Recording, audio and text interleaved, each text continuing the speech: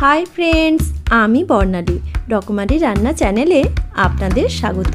चले एसेछि आबार एकटा नतून रेसिपि निये। आज आपनादेर साथे शेयर करब पनीर भापार रेसिपि।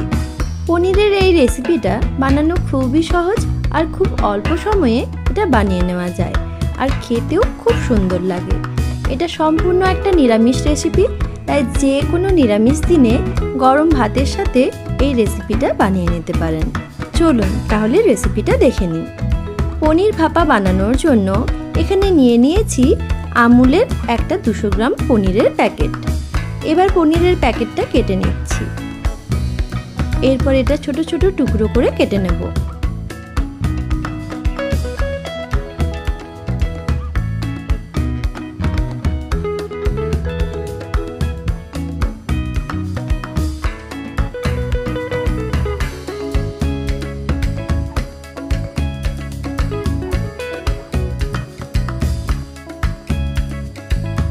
এই যে এই রকম সাইজ করে কেটে নিয়েছি। আপনারা নিজেদের পছন্দ মতো যে কোনো ভাবে কেটে নিতে পারেন। এবার একটা পেস্ট বানিয়ে নেব। সেই জন্য এখানে নিয়ে নিয়েছি 1 টেবিল স্পুন সরষে, 1 টেবিল স্পুন পোস্ত, 1 টেবিল স্পুন টক দই, কয়েকটা কাজু, 4 টুকরো নারকেল, 2টো কাঁচা লঙ্কা আর স্বাদ মতো লবণ। এরপর মিক্সিতে এই সব কিছুর একটা স্মুথ পেস্ট বানিয়ে নেব। এই যে পেস্ট রেডি। এবার একটা মিক্সিং বলে পনিরের টুকরোগুলো নিয়ে তাতে এই পেস্টটা দিয়ে দিচ্ছি ওই বাটিতে করে কিছুটা পরিমাণ জল। আপনারা জলের পরিমাণ আরো একটু কমও দিতে পারেন। দিচ্ছি 2টো চেরা কাঁচা লঙ্কা আর দিচ্ছি সামান্য সরষের তেল। এবার সমস্ত কিছু ভালো করে মিশিয়ে নিচ্ছি। আপনারা চাইলে এর মধ্যে সামান্য হলুদ গুঁড়ো ও চিনিও ব্যবহার করতে পারেন। এরপর একটা টিফিন কৌটোতে মিশ্রণটা ঢেলে নিচ্ছি।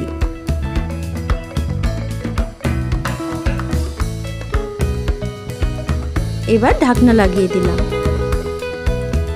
এরপর একটা প্রেসার কুকারে সামান্য জল নিয়ে তাতে টিফিন কৌটোটা বসিয়ে ঢাকনা লাগিয়ে দিচ্ছি। এরপর মিডিয়াম ফ্লেমে বসিয়ে 6টা সিটি দিয়ে নেব। আপনারা চাইলে কড়াইতেও করতে পারেন।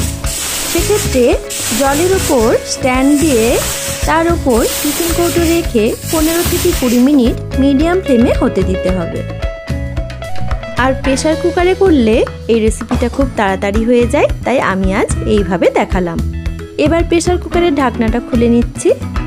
কৌটোটা সাবধানে নামিয়ে নিচ্ছি। ঢাকনাটা খুলে দিচ্ছি। এই যে পনির ভাপা একদম রেডি। গরম ভাতের সাথে এটা খেতে খুব সুন্দর লাগে। আর আপনারা দেখলেন তো বানাতে খুব বেশি সময়ও লাগলো না। তাহলে দেখলেন কত সহজেই বাড়িতে থাকা মাত্র কয়েকটা উপকরণে পনিরের কত সুন্দর একটা রেসিপি বানিয়ে নেওয়া যায়।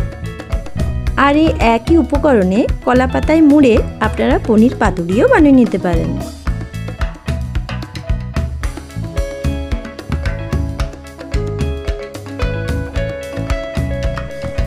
আমার এই রেসিপিটি যদি আপনাদের ভালো লেগে থাকে তাহলে প্লিজ আমার চ্যানেলটি সাবস্ক্রাইব করবেন আর পাশে থাকা বেল আইকনটি অবশ্যই প্রেস করে দেবেন, যাতে আমার ভিডিও নোটিফিকেশন সবার আগে পৌঁছে যায় আপনাদের কাছে।